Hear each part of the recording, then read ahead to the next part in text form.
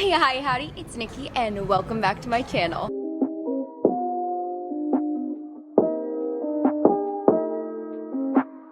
So, the past week, it was my 20th birthday. I know, I am officially a boomer. I thought, why spend that glorious time with friends and family and doggy acquaintances when I could rather spend the day in two of my favorite ways. That, of course, if you couldn't tell from the glaring copyrighted music around me and messy notes on hand, I am here in Disneyland to spill all that good, juicy tea. I know, guys, another year older and I'm just sinking deeper and deeper into that daddy joke material. Anyways, to celebrate this occasion, 20 years in the making, I was gonna eat 20 Disney treats, but then I didn't want my ass to literally explode. I thought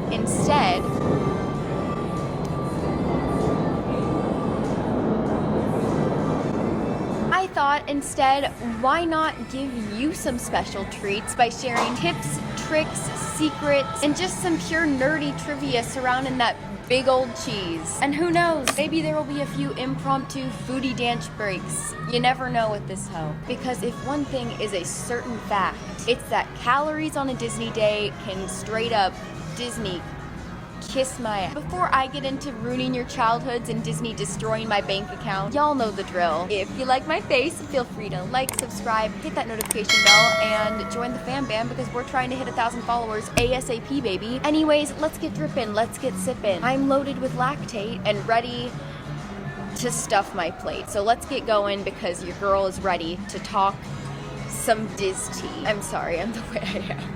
Okay, let's go. Okay guys, so I've currently been up since 5 a.m. and I'm running on Xanax and pixie dust. Let's start this Disney day with some Disney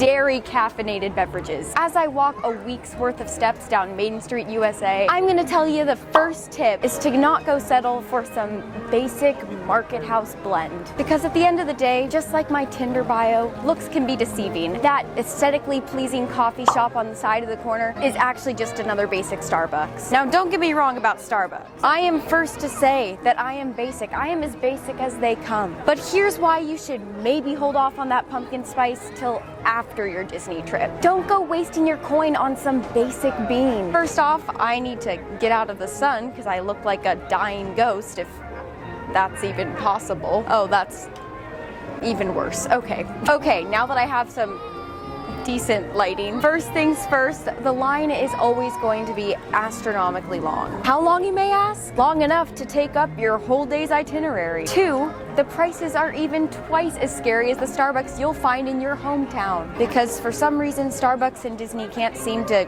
get enough money, apparently. And lastly, it's the same stuff you'll get at home. It's the same good. It's the same good.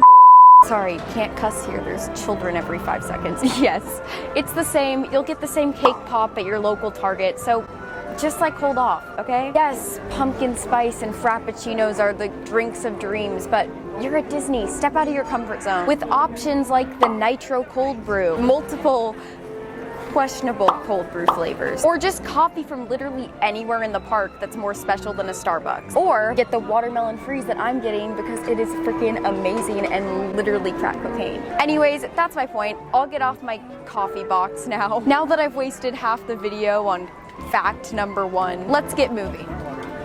Literally, we got steps to catch up for. As I sit down for the first time in 5 hours in Galaxy's Edge itself, I might as well take a second to give y'all your next fact before I frantically have to try to get a boarding group to Rise of the Resistance. That being said, I have currently walked 25,000 steps in the matter of 4 hours. That's above average, so that's a first for me. Did you know that the average Disney goer walks around 20 to 30,000 steps in their given Disney days? Now, I don't know about you, but that is a lot of added calorie room for churros and pretzels. Disney, being the dirty dogs that they are, knew this from the ground running. Literally, the ground running. Them literally designing the gravel below our feet to be a rubber bouncy type material that gives us a nice little Skechers support boost. I would say thank you, but I honestly don't think it helped much, considering I still have massive shin splints and bloody heels. Guys, update. I know none of you care, but I got a virtual queue for rides, which you can't even see because my phone is incognito, just like my emotions. Oh my god, I'm finally going on this freaking ride. This is literally the highlight of my life. Now, I'm just gonna celebrate with other tip, the banana popcorn here mixed with the chocolate popcorn. Mind blowing. 10 out of 10. Go buy it. Go buy this. Okay, as I finally find a place in Disneyland that gives me a lighting that isn't equivalent to me looking like I spoke too soon. Let's go to our next fact, shall we? For fact number 3, did you know that Disney almost chose drinking fountains over actual bathrooms for the park? You know, Disney, the corporation with billions of dollars that is slowly gaining control of every living thing around us, was once balling on a budget so hard that Disney had to choose between, well, I was saying a fact, but I'm being interrupted by a cavalcade, so let's let the ADHD lead the way, shall we?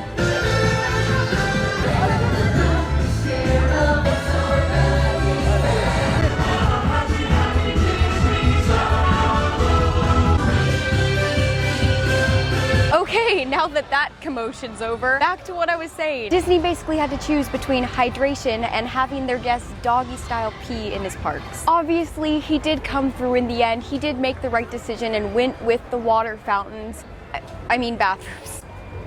I hope so. He went through with the bathrooms over water fountains, and now there are obviously water fountains everywhere you step here in Disneyland, so it all worked out good in the end. But I can see why he was on a budget crunch to begin with, considering he literally spent every penny on the smallest minute little details that went into this park, like the diamonds crested in the castle or the trash cans every 12 feet. Honestly, this phase, this mod of Walt was probably the one I relate to most. Both of us spent way too much money on trash. We were both balling on a budget, and both at the end of the day would rather drink well than doggy style. Now let's go to our next fact. Okay guys, well since I finally found a place in Toontown where there is shade and the sun is not actively trying to insult my existence, we're gonna spit out some of the fact here. I was gonna walk and talk it, but that's just not how it's working today. Kind of like my whole life. We're going with the flow. Let's do it. Yeah, let's go with the flow. Progressive style. Now we are going into probably one of my favorite reasons to visit a Disney park. Number 4 being snacks. Everybody loves Disney snacks. Me, parents, grandparents, your 3 times divorced and twice removed uncle. They are truly for everyone. And Disney definitely knows that, so they snack right. Did you know over 4,400,000 churros, 890,000 pretzels, 2,500,000 hot dogs are consumed over a course of a year in a Disney park? That's a lot of 10K challenge cheat days if I don't say so myself. Disney is basically running a snack monopoly at this point, with many of these treats basically becoming iconic to Disney parks. Mexican churros, Sayonara Sister, Hawaiian Dole Whip, Disney Dole Whip in your title, barbaric turkey legs, meat, Mickey Mouse. I'm not saying any of this is a bad thing, just a friendly observation. I'm also not saying it's a bad thing to, I don't know, try one of these out or all of these out. With that being said, I think it's time for a churro break.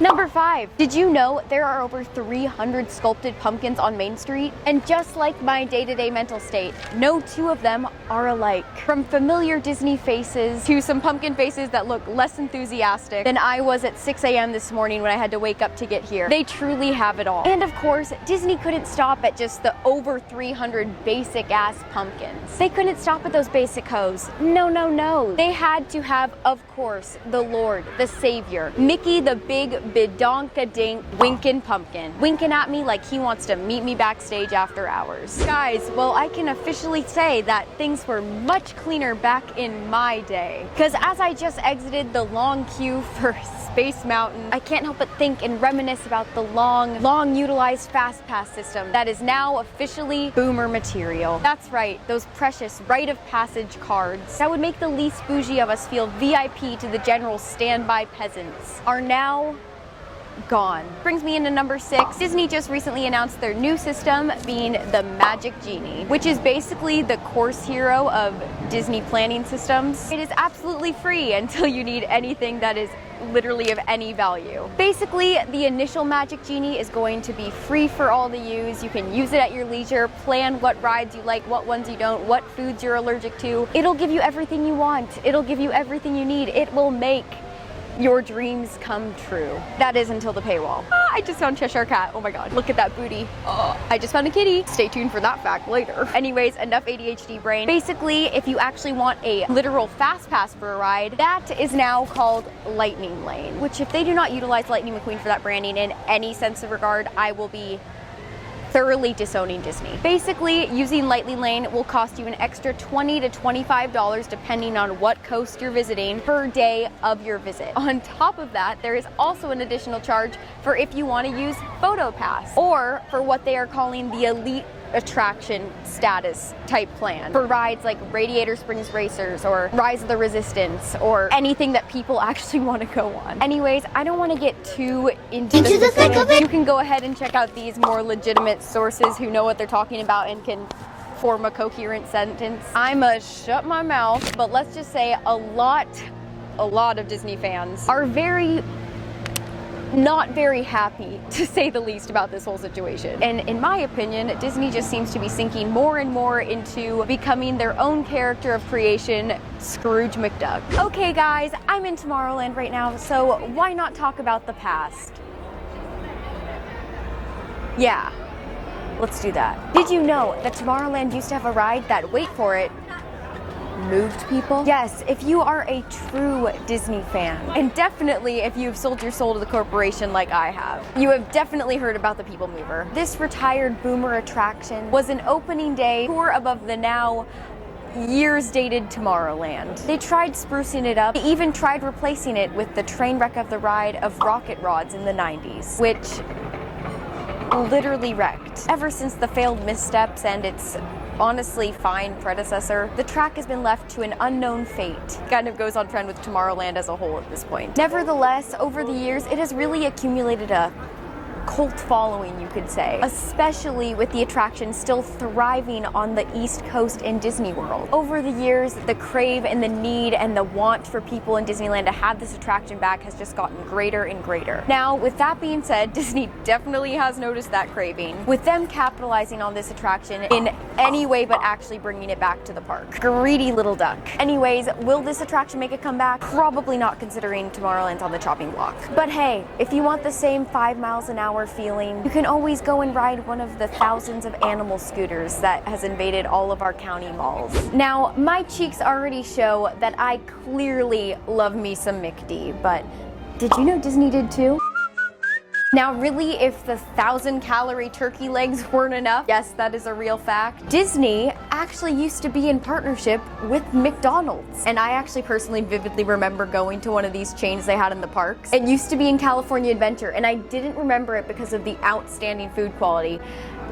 Definitely not. Definitely quite the opposite. Let's just say my digestion was mick down the drain. But instead, because they had this awesome play structure, water effects, projections, a freaking surfing simulator. I mean, I was the biggest only child I think I have ever been. I hogged that simulator for a solid 45 minutes. At that point, I don't think my parents stopped me because they were sick of me as well. And I don't blame them. If I had kids and was at Disneyland, I probably would just abandon them at a McDonald's too. Now, is it sad that I was more invested in a McDonald's playground than the happiest place on earth? A bit. Yes, but again, to be fair, that surfing simulator was dope as heck. Sadly, Disney disagreed, and the partnership between McDonald's and Disney ended in 2008, leaving my early stages McDonald's surfing VR champion to be just like all my other dreams, in the gutter. Anyways, next fact. Now, I may be a pussy when it comes to going on rides and expressing my feelings. Hello, darkness, my old friend. But fact of the matter is that I'm not the only one around here. Now, this is a pretty generic fact, but they can't all be flashy and obvious like me. And that's okay. Or at least that's what my therapist tells me. Anyways, if you couldn't spy with your little eye, sometimes you can just see little pussies vibing around Disneyland. And I'm not talking Cheshire. I'm not talking Figaro. I'm not talking Jason Derulo. I'm talking full-on feral kitties. And why are they here, you may ask? Well, the answer is simple. To kill Mickey Mouse. I kid. Kind of. not really.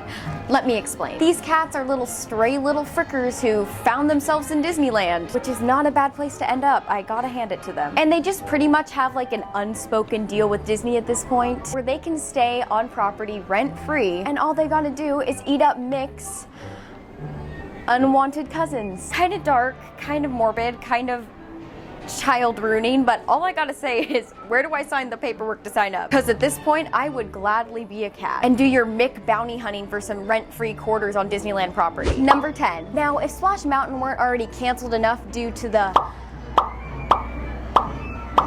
issues, did you know those little furry critters were also murderers? Some children have a shy phase, some go emo, some Jojo Siwa. Me, on the other hand, I had an obsession with looking up all the deaths that took place in the happiest place on earth.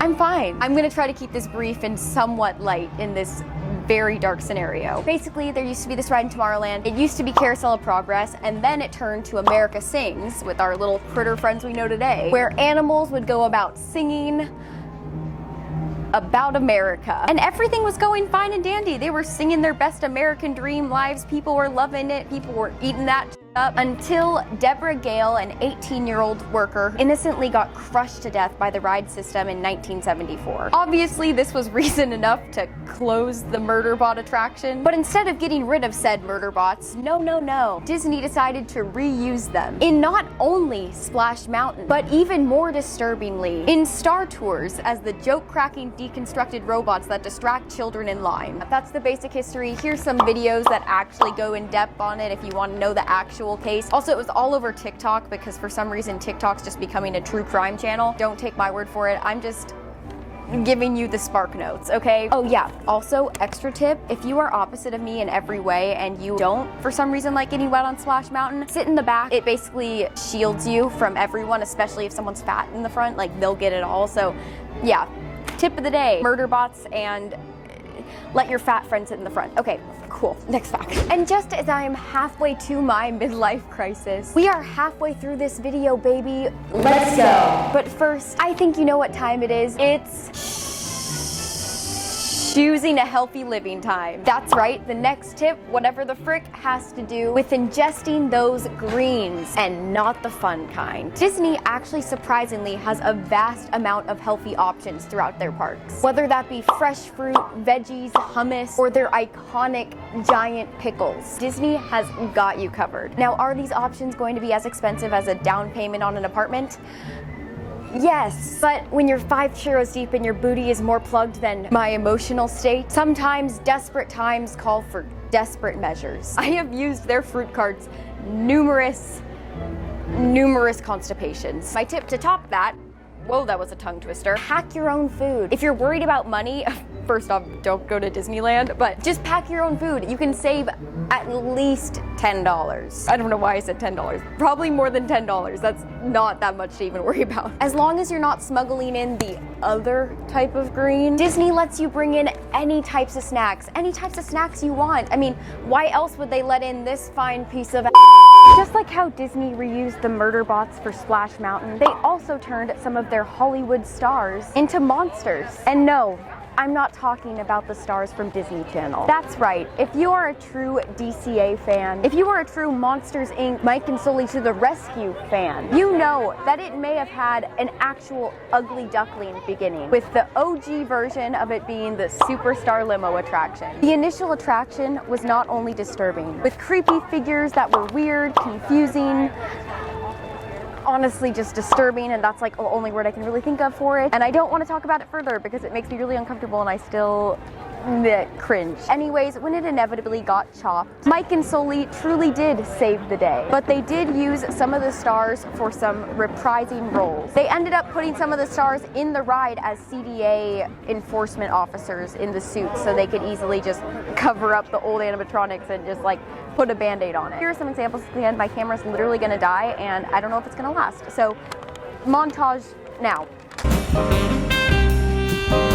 So I am currently heading to the Pacific Wharf Bridge in DCA, like looking like a ghost apparently. That's somewhat better, I don't know. Anyways, fact number 13. If climate change and movies weren't creating panic enough for natural disasters, Disney's got us covered. If you go to this Pacific Wharf Bridge behind me, you will actually feel shakes like you have been experiencing an earthquake. It is not your imagination. It is real. Disney is trying to make people go crazy. From the trash cans to literally gold encrusted castle, it is clear that Disney takes theming to the absolute extreme. So they wanted to make sure that DCA felt like the legitimate thing. They wanted to make sure it felt like you were getting the Cali experience whilst already being in California, hence the earthquake. Okay, that's fact number 13. Let's keep going, pound them out, let's go. Okay guys, now we out here heading to Cars Land, and as much as people have differing opinions on this franchise, I find it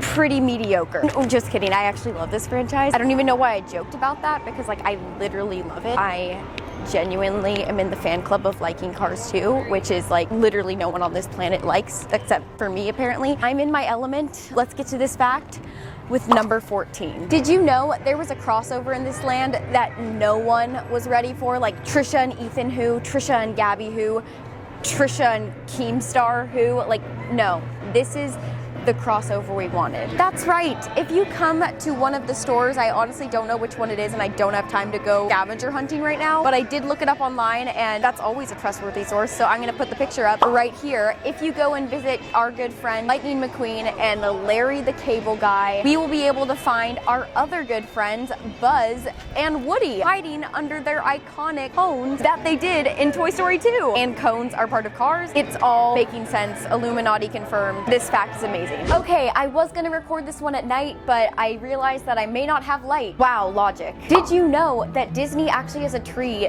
dedicated to Halloween? I mean, this tree has more spirit than my parents knocking back 5 cold ones on the 4th of July. This tree is beautiful. Beautiful. From the lights, the theming, the aesthetic.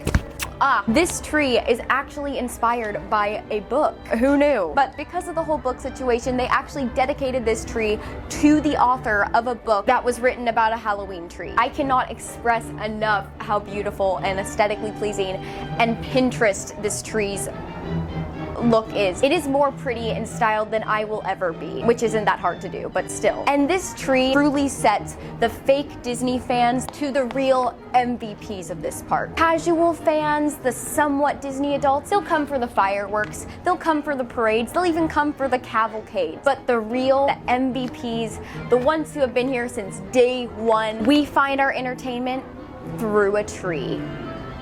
Baby. Okay guys, I just put my mental capacity through the shredder if it wasn't already there already, because I just got off of It's a Small World and I can truly say my ears have been beyond violated. And besides that, I had tourists in front of me, their phones were in front of my face. I am a short little troll, but I was able to find one positive through the whole ride, if you can call it that. And that's a fact for you guys. Did you know that in a 16-hour loop of park operations, It's a Small World is played upwards of 1,200 times on repeat? I mean, talk about commitment. I can barely say a sentence once in my lifetime, and those children are singing that song and repeating every single day, every single second. So go them. It's a small world after all. Not again, not today. Next fact. Guys, the secret has been weighing down on me for a really long time, and I just need to get it off my chest. I can't keep it to myself anymore. I know it will cause some pain. I know it'll cause some heartbreak. I know it'll cause some shock, but it's just the truth that needs to be revealed. So here it goes. I have a husband, and he's right here.